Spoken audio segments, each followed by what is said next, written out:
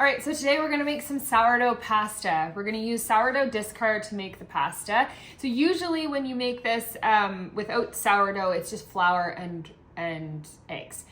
So when you add discard to a recipe, it can take on the moisture component, it can also take on a flour component. And so in this case, when we use discard in our pasta, it's gonna do both. And we're gonna adjust the eggs accordingly. So this is actually a revised recipe from my book. So we're doing a little bit of a different recipe today, but the original recipe is right in our For the Love of Sourdough cookbook. And I am gonna share this new recipe with you today. So I just wanna show you my sourdough discard because I think that there's always like a bit of a misconception with when this happens. So you can see on the top of my sourdough discard, and I can show you a close up, but you can see all of that gray film on the top. That is called hooch. When you ferment a grain, you essentially get alcohol.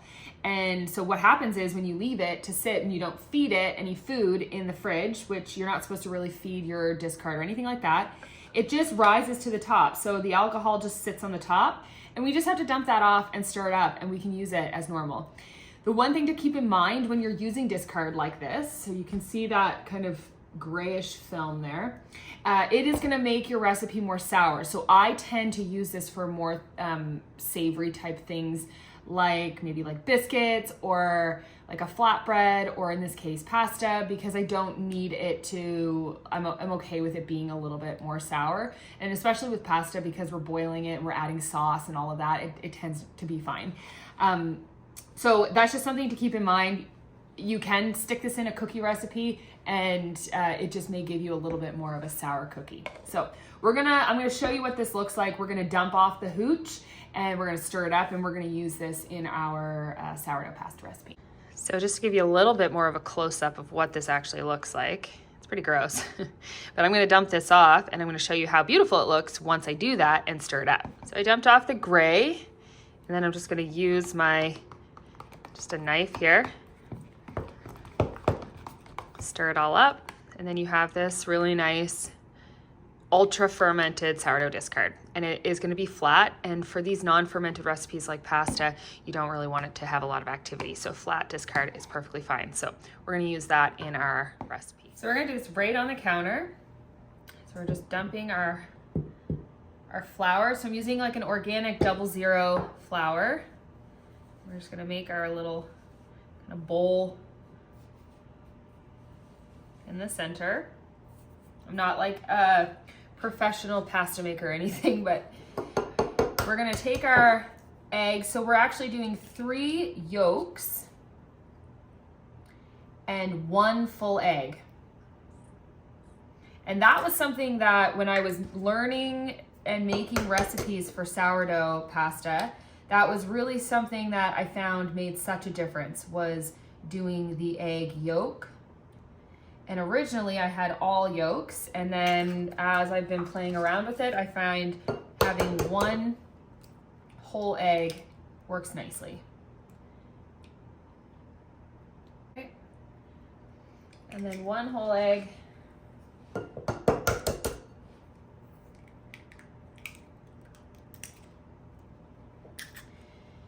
All right, so we're just going to start to pull some flour into the center and try not to let it spill out there. We're gonna actually add in our sourdough discard, and that's going to spill, but it will take on flour. So we're just gonna use our bench knife here. We're just kind of cutting the flour into the egg and the discard. It works out to about ½ a cup of discard plus 1 to 2 tablespoons, just kind of depending on if you need more moisture, but we're just basically cutting the egg and the discard into the flour. It should be pretty shaggy.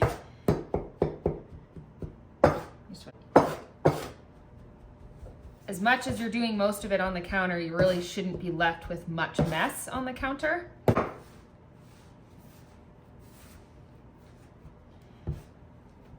And usually, way back you were kind of praised for how yellow you could get your pasta, and that, you know, depended on obviously how healthy your chickens were. So our chickens are, it's winter here right now, so the yolks aren't near as yellow as they would be in the summer. And in the summer, our pasta, when we make it, is like a bright, bright yellow.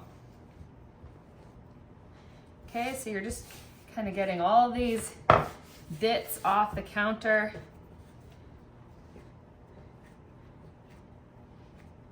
And you're gonna start to knead it all together. I certainly wouldn't be winning any awards for the color of this pasta dough, but the actual structure of it is quite beautiful. It's really nice and soft. You can really work it and knead it. And now I'm going to cover this. You can cover it in a bowl, you can wrap it in plastic, you know, whatever your preference is, put it in a proofing bag, and we're just gonna let it sit. And the longer you let this sit, you know, the more malleable it gets and stuff like that, but it does ferment a little bit. And so if you let it sit for quite a while, obviously you get a little more of a fermented product, you get a little more of a sour noodle, but it really makes for a beautiful end product. So I'm gonna wrap this up. You can see it's really come together quite nicely. It's kind of, when you push your finger in, it should kind of bounce back up a little bit. So we almost want to like proof the pasta. So we're going to put it, cover it up, let it sit for a while, and then we're going to put it through our press. Okay, so I'm just setting up my pasta press. This is a really great functional unit. You can get them on Amazon. It's called the Atlas 180. That's what the box looks like. And so you can get it without the spaghetti attachment and just get it as the press and cut your own pasta. I like cutting my own pasta too, kind of whatever your personal preference is, or you can get the full unit. So we're gonna do the full unit today because I'm just gonna show you quickly kind of how to run through and, you know, make your pasta. And it's so easy to do. So this just sets, it goes in this hole here, and on a regular width counter, but this can actually get quite a bit wider, so it fits pretty much any countertop, and then you're just going to tighten it on there. So how it works is this thing, oops, this goes right in the side here, so when you're sending it through, we're going to put it in this hole on the edge, and you can set the thickness. So I like to start with it quite thick. When I'm sending it through, I send it through once like this, and then I make it thinner. So we go from like a 2 to like between a 3 and 4, and then we switch it over here, and there's 2 holes, one for each one. So there's a spaghetti attachment. I don't love this one. I find it gets really sticky and it sticks a lot, but I love the fettuccine one, so I put it right in that one, and we're gonna send it through there. Okay, so I like to divide in half. I find it's a bit easier to work than like that. And then you're gonna wanna be well floured. So I like to use a semolina flour. That tends to be more coarse, but if you don't have that, you can just simply use a whole wheat. I find the white flours, especially like the 0 or 000, tend to get a bit gummy, so you wanna try to use something that's a little more coarse. So what I like to do is I just wanna start by evening out after I've cut it as best I can, so we can put it through here. So that's even still a little bit thick, but we'll see if it sends it through. And again, you want it to be really nice and coated with the flour before you send it through the press. There we go. Okay, so as we send it through, it is gonna widen it out, and that's why I like to divide it into 2, because as it widens out, I find for this particular press, and I'm sure you can get more heavy duty ones, but this one is narrow here, so it really doesn't allow for the whole bit to go through. Okay, so we're just going to roll it second time. And then what I kind of do, that's really long pasta. So this is simply a personal preference, and you certainly don't need to do that. I send it through, I cut it in half and send it through that.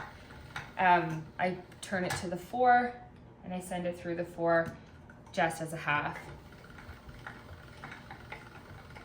And that's just really for me because it's easier. Doesn't have a real purpose for it. Okay, so then we're gonna switch that over here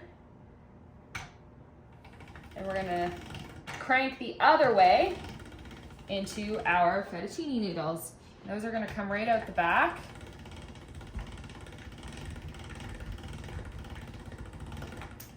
Really simple. And they will stick together a little bit. So I have a pasta drying rack here. I personally like to kind of pull it apart and make sure that it dries individually. And the reason that I do that is because, especially if you're going to be like fully drying this pasta and storing it, so you can fully dry this on a rack, and once it's fully dry, you can put it in a bag and you can store it in your pantry.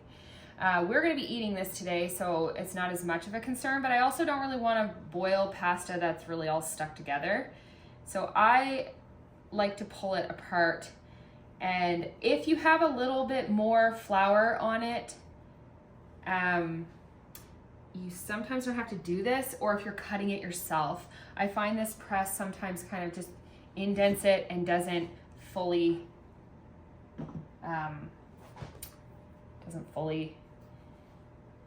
cut it into its shapes. So I'm gonna send this one through. Oops. Oh, I guess we are cranking it the same way, aren't we? Yeah.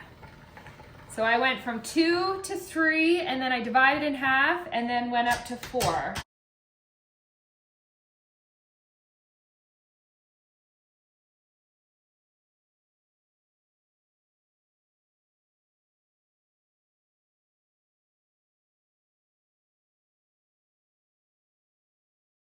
We'll do the other half, so we'll just turn it back down to level 2.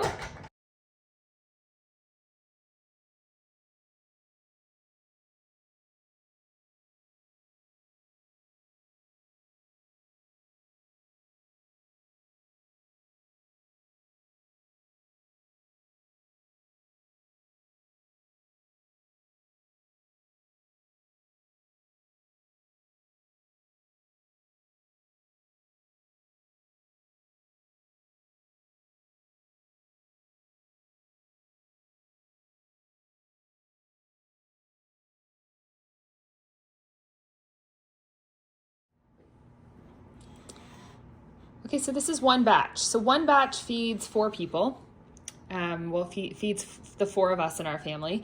So if you need to feed more than that, then I would suggest doubling the batch, and it doubles really nicely. So we're gonna let that dry, and then I'm also gonna show you how to make sourdough cheese sauce. So to make an actual cheese sauce from a roux made out of sourdough. So I'm just gonna show you. So this has been sitting here for several hours, and it is dry. So it's definitely dry enough that we're gonna like make it into our pasta, but it's not quite dry enough that you would store it. So really you're gonna, oh, it just fell off, but you're gonna wanna leave this here for quite a long time to dry in order to store in a bag. So it's just like something to keep in mind. I don't usually dry my pasta to store it, but if you are someone that would like to do that, you wanna make sure that the inside isn't squishy at all anymore. And this, it still is.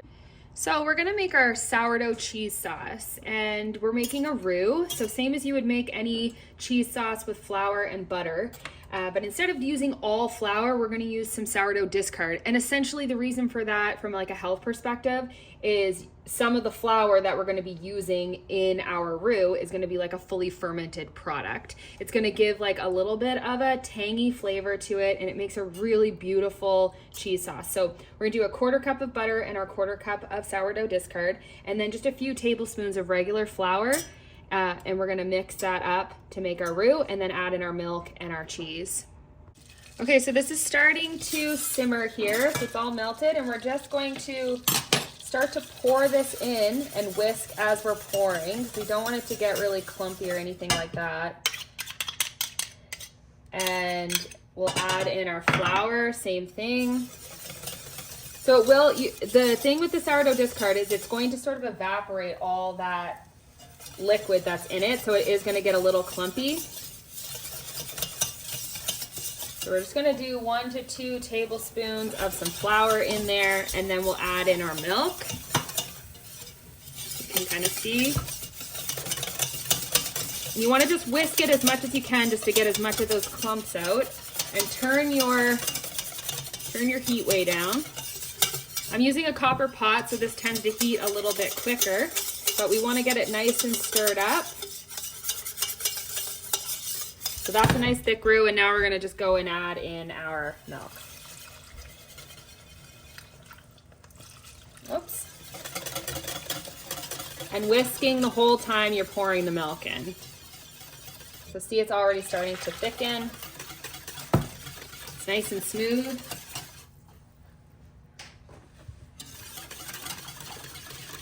Okay, so we have that in there. You can put your heat back up to about a medium heat and just kind of let that come to a simmer. And as it starts to simmer, this is going to thicken up a lot.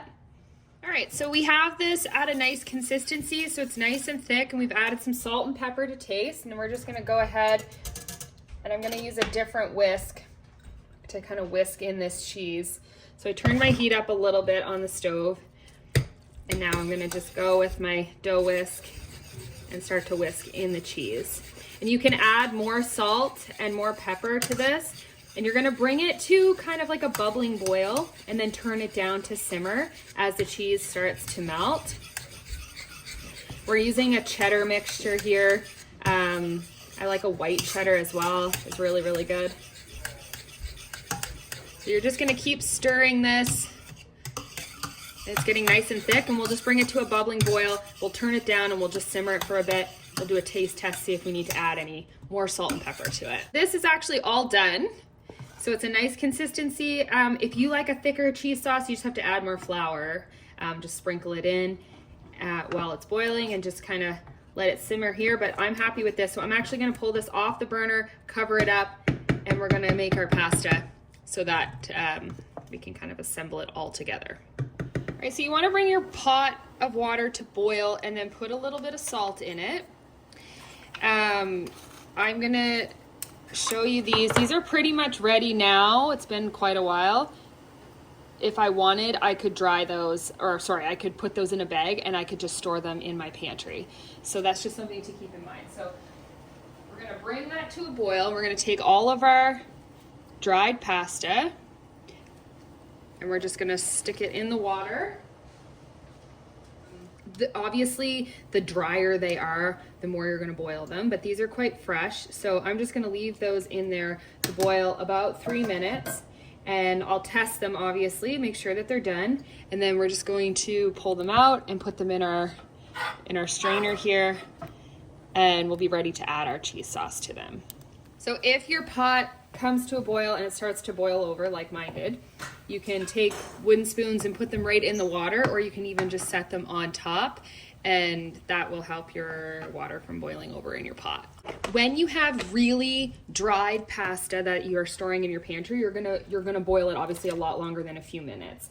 So this actually was a little bit longer than a few minutes just because it had dried for so long. So that's just something to keep in mind. But if you are doing fresh pasta that hasn't dried for very long, you're just popping it in the water for about 3 minutes. So this is ready. We're gonna pull this out, and we're gonna get our cheese sauce on it. And we're gonna season it just with some salt and pepper. All right, so we're just gonna dip this up. We have our sourdough noodles, and then our cheese sauce. And we actually like to serve this with like a roast beef. So we like to put like a roast beef on top of this, or you can just cook it as like noodles and cheese. And there you have it, sourdough noodles with sourdough cheese sauce. Homemade macaroni and cheese. Delicious.